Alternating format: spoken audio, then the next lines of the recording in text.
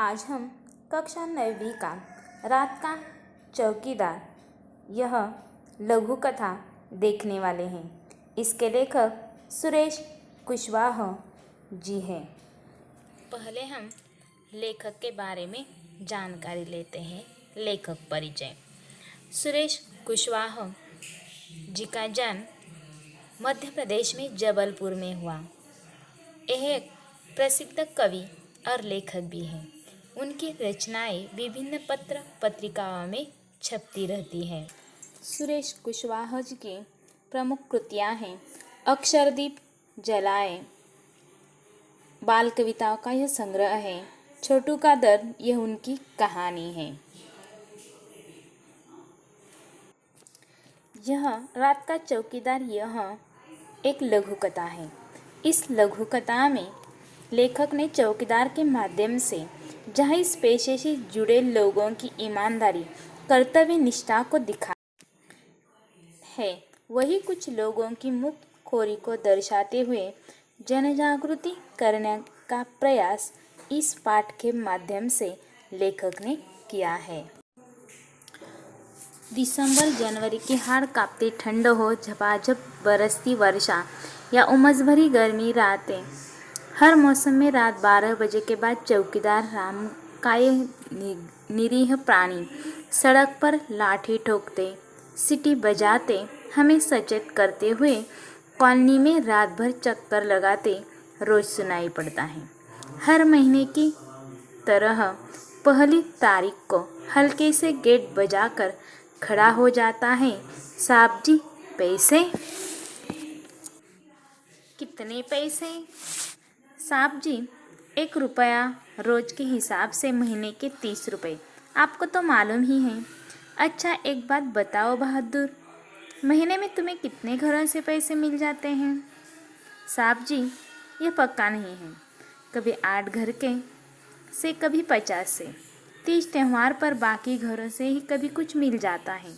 इतने में ठीक ठाक गुजारा हो जाता है हमारा।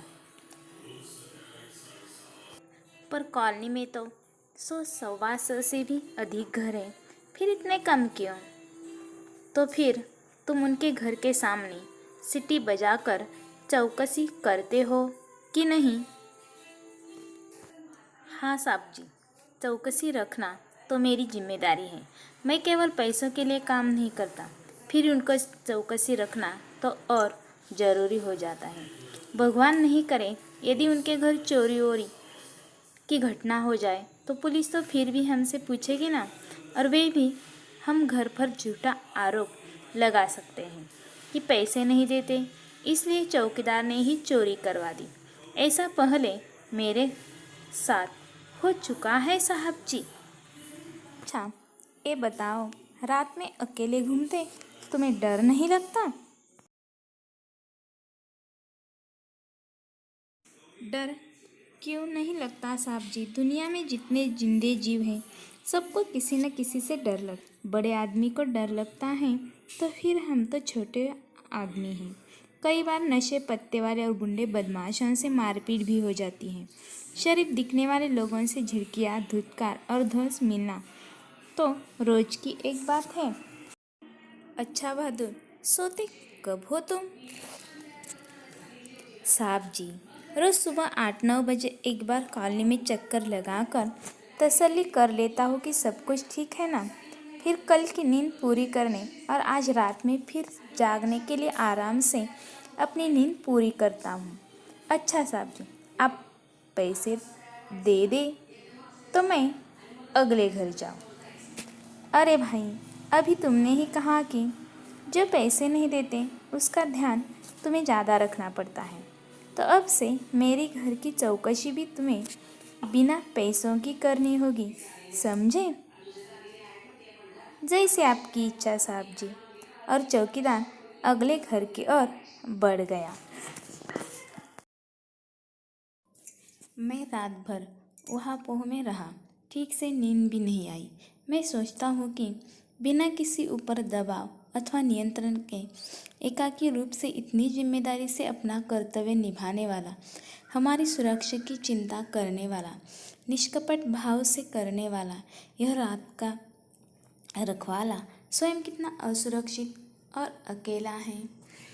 सवेरे उठने तक मैं निर्णय ले चुका था। मैंने चौकीदार को बुलाया और उससे कहा, मेरे घर की चौकसी करने का तुम्हें पूरा मेहनताना मिलेगा। चौकीदार ने सलाम किया और चला गया। मैंने चैन की सांस ली और उसके प्रति श्रद्धा बढ़ गई। इस तरह पूरे पाठ में लेखक ने चौकीदार कितना ईमानदार और कर्तव्यनिष्ठ है इसके बारे में जानकारी बताई है। प्लीज़ वीडियो देखने के बाद लाइक, शेयर और सब्सक्राइब कीजिए। धन्यवाद।